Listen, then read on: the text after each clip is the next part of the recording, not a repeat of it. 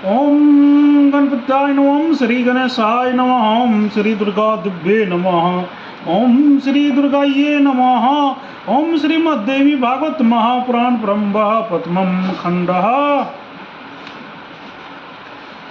तुमेव माता च पिता तुमेव, तुमेव बन्धुश्च सखा तुमेव, तुमेव विद्याधरणं तुमेव, तुमेव सर्वं देवदेव। ओम नमः चंडिकाय नमः।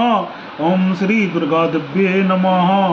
ओम श्री दुर्गाये नमः। आज प्रथम स्कंद का 4वां अध्याय है। नारद जी द्वारा व्यास जी को देवी की महिमा का वर्णन। ऋषिगण बोले, हे सोम, महर्षि व्यास की किस पत्नी से सुखदेव जी उत्पन्न हुए, उनका जन्म किस प्रकार हुआ और किस प्रकार से उन्होंने इस संहिता का सम्यक अध्ययन कर लिया।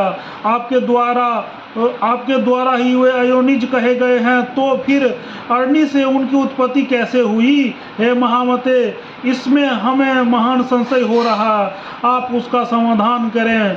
हम लोगों ने पहले ही सुना है कि महातपस्वी सुखदेव जी गर्भयोगी थे। ऐसी स्थिति में उन्होंने इतने विस्तृत पुराण श्रीमद् देवी भागवत का अध्ययन कैसे कर लिया?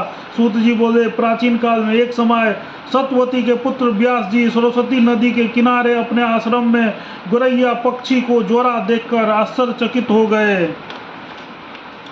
अंडे से तत्काल पैदा हुए लाल मुख वाले, सुंदर अंगों वाले एवं पंख रहित शिशुओं को घोंसले में ही छोड़कर वे दोनों उड़ गए और अत्यंत परिश्रम से चारा लाकर उन शिशु के चोंच में डालते हुए दोनों पक्षी अत्यंत आनंद युक्त होकर उन शिशु के अंगों को अपने अंगों से रगड़ते हुए प्रेम पूर्वक उससे सुंदर मुख को चूम रहे थे। व्यास जी उन शिशु में उन दोनों पक्षियों का ऐसा अद्भुत प्रेम देखकर चिंता में पड़ गए और मन ही मन सोचने लगे कि यदि अपने पुत्र के प्रति पक्षियों में ऐसा प्रेम दिखाई दे रहा है, तो अपनी सेवा का फल चाहने वाले मनुष्यों में ऐसा प्रेम व्यवहार होने में आश्चर्य ही क्या है? क्या ये दोनों पक्षी इस सुख साधना स्वरूप विवाह करके स्वयं सुखी रहते हुए इसकी वधु का सुंदर मुख देख पाएंगे? क्या इनकी वृद्धावस्था में यह धर्मिष्ठ पुत्र पुण्य प्राप्ति के लिए इन दोनों का सेवा करेगा? धन आदि अर्जित करके क्या यह अपने माता पिता को संतुष्ट रखेगा? और इनकी मृत्यु के उपरांत क्या इनका विधि पूर्वक प्रेत कर्म करेगा? अथवा क्या गया तीर्थ जाकर यह बालक उनके श्राद्ध आदि कर्म करके उनका उद्धार करेगा? और उनके परलोक साधना है तो क्या यह विधि पूर्वक नीलोत्सर्ग नील वृषभ छोड़ने का कर्म करेगा? पुत्र के शरीर का लिंगन और विशेष रूप से उसका पालन इस संसार में सभी सुखों से उत्तम सुख कहा गया है।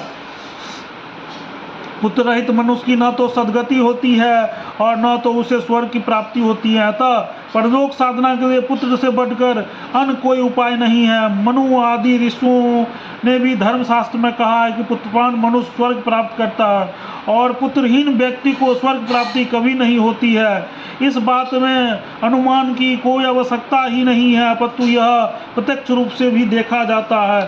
साथ ही वेद स्मृति आदि का भी सनातन वचन है कि पुत्रवान मनुष्यों पापों से मुक्त हो जाता है। रोगावस्था तथा मरण काल में भूमि सैया पर पड़ा हुआ संतानहीन प्राणी दुखित होकर अपने मन में विचार करता है कि मेरे घर में पर्याप्त धन है, अनेक प्रकार के पात्र हैं और मेरा यह भवन भी अत्यंत सुंदर है, किंतु अब इन सब का स्वामी कौन होगा? चूंकि मृत्यु काल में उस प्राणी का मन अति दुखी होकर भ्रमित होता रहता है, इसीलिए उन भ्रांत मन वाले प्राणी की दुर्गति अवश्य होती है। इस प्रकार अनेकानेक चिंतन करके बार बार लंबी सांस लेकर सत्यवती पुत्र व्यास जी का मन अत्यंत खिन्न हो गया।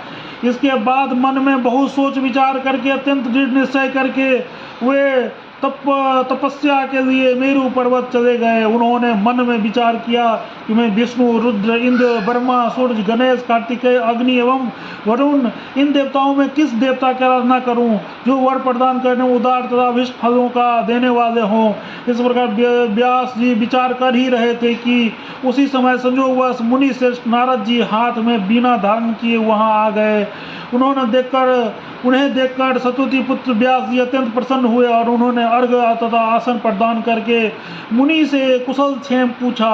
कुशल प्रश्न सुन लेने के पश्चात मुनिवर नारद जी ने पूछा, हे देवप्यान, आप किस कारण से चिंताग्रस्त हैं, मुझे बताएं।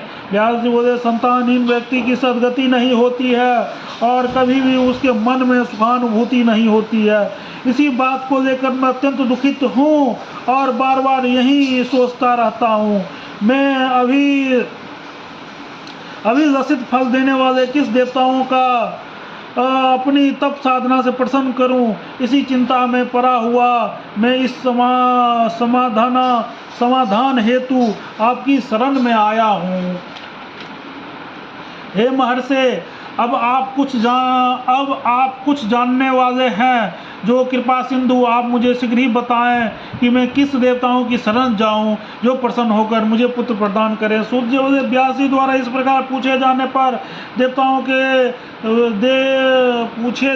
पर वेदवेता तथा महामना महर्षि नारद अत्यंत प्रेम पूर्वक कृष्णदेव प्यान से कहने लगे। नारद जी बोले, हे पराशर तनय, हे महाभाग, आपके द्वारा जो प्रश्न यहाँ पूछा गया वैसा ही प्रश्न पूर्व काल में मेरे पिताजी ब्रह्मा जी ने मधुसूदन भगवान विष्णु से किया था। मेरे पिता ब्रह्मा जी पशुभ मणि की प्रभा से दीप्तिमान शंख गदा पद्म धारण करने वाले, श्री वत्स चिन्ह से विभूषित वक्ष स्थल वाले, सभी लोकों के कारण स्वरूप देवादिदेव जगत गुरु जगदीश्वर वासुदेव देवेश जगतपति श्रीनाथ विष्णु को ध्यान में अवस्थित होकर कठोर तप करते हुए देखकर अत्यंत विस्मय में पड़ गए। उन्होंने पूछा, ब्रह्मा जी बोले, हे देवादिदेव, हे जगन्नाथ, हे भूत भविष्य वर्तमान के स्वामी, आप किस लिए और यह कठोर तपस्या कर रहे हैं? जनार्दन, आप किसके ध्यान में लीन हैं? हे देवेश, यह देखकर मैं परम विस्मय में पड़ गया हूँ कि समस्त विश्व का स्वामी होते हुए भी आप ऐसा ध्यान कर रहे हैं। भला इससे बढ़कर अन्य कौन सी विचित्र बात होगी? आपके नाभि कमल से प्रादुर्भूत होकर मैं संपूर्ण लोकों में कर्ता के रूप में अधिष्ठित हूँ। हे लक्ष्मीपते, आपसे भी श्रेष्ठतर कौन देवता है? उस देवता को मुझे बताइए। हे जगन्नाथ, मैं तो यही जानता हूँ कि आप ही आदि स्वरूप, सबके कारण, निर्माता, पालनकर्ता, संहारक तथा सभी कार्यों को संपादित करने वाले हैं। हे महाराज, आपके इच्छा से ही मैं इस जगत में रचना कार्य में प्रवृत्त हुआ हूँ और सदा आपके ही आदेश से शंकर जी प्रलय अवस्था में जगत का संहार करते हैं। आपकी आज्ञा से ही सूर्य आकाश में नियमित रूप से भ्रमण करता है, शुभ तथा अशुभ हवा चलती है, अग्नि ताप धारण करती है और मेघ वृष्टि करता है। आप किस देवता का ध्यान कर रहे हैं, यह मेरी महती शंका है। मैंने तो तीनों लोक में आपसे बढ़कर अन्य किसी देवताओं को नहीं जानता हूँ। हे श्रीवत्स, मैं आपका भक्त हूँ, अतः कृपा करके अपनी तपस्या से रहस्य बतलाइए, क्योंकि यह सर्वविदित है कि महान लोग अपने भक्तों को कुछ भी गोपनीय नहीं रखते हैं। ब्रह्मा जी का वचन सुनकर भगवान विष्णु उनसे बोले, हे ब्रह्मा, आपने अपने मुख मन की बात बताया है, आप उसे एकाग्रचित्त होकर सुने। यद्यपि सभी देव दानव और मानव यही जानते हैं कि आप जगत की रचना में, जगत का पालन और शिवजी जगत के संहार का परम कारण है, तथापि वेद तत्वज्ञ विद्वान यह तर्क न करते हैं कि किसी शक्ति के द्वारा ही आप सृष्टि के करता है, मैं भरता हूँ और शंकर जी हरता है। जगत की रचना के लिए आप में राजसी शक्ति विद्वान है, मुझ में सात्विकी शक्ति और शंकर जी में तामसी शक्ति बताई गई है। उन शक्ति के न रहने पर आप न तो सृष्टि रचना कर सकते हैं, न मैं पालन कार्य करने में समर्थ हो सकता हूँ, न तो संहार करने में कर सकते हैं। हे भी वो इस प्रकार सभी निरंतर सभी उन शक्ति का अधीन रहते हैं। श्रीवत, अब प्रत्यक्षता परोक्ष से संबंध दृष्टांत भी आप सुनिए।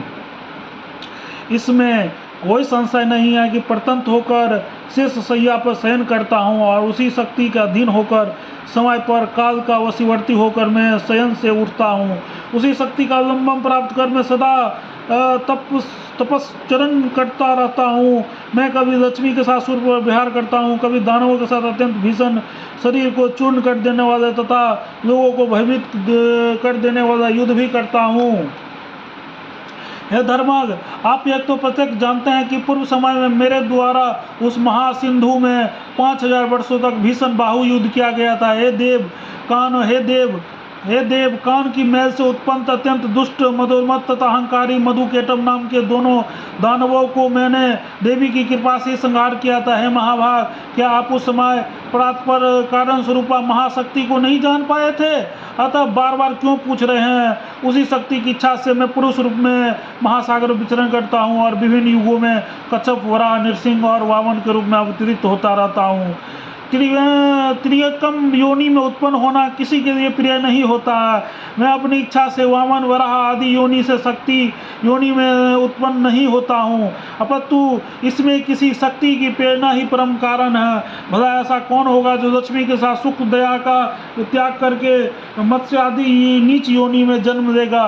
यदि मैं स्वतंत्र होता तो सुखदायिनी सैया को छोड़कर मैं गरुड़ रूपी आसन पर बैठकर महाभयंकर युद्ध क्यों करता? यह प्राचीन काल में एक बार आपके समक्ष ही धनुष की पतंगा टूट जाने के कारण मेरा सिर छिन्न हो गया था। तब शिल्पकारों के श्रेष्ठ आपने फिर से मेरे धड़ पर घोड़ा सिर जोड़ दिया था। हे लोक निर्माता, उसी समय में हयग्रीव नाम से लोक प्रसिद्ध हुआ। यह सब आपके समान घटित हुआ है। यदि मैं स्वाधीन होता तो संसार में विडंबना कैसे होती?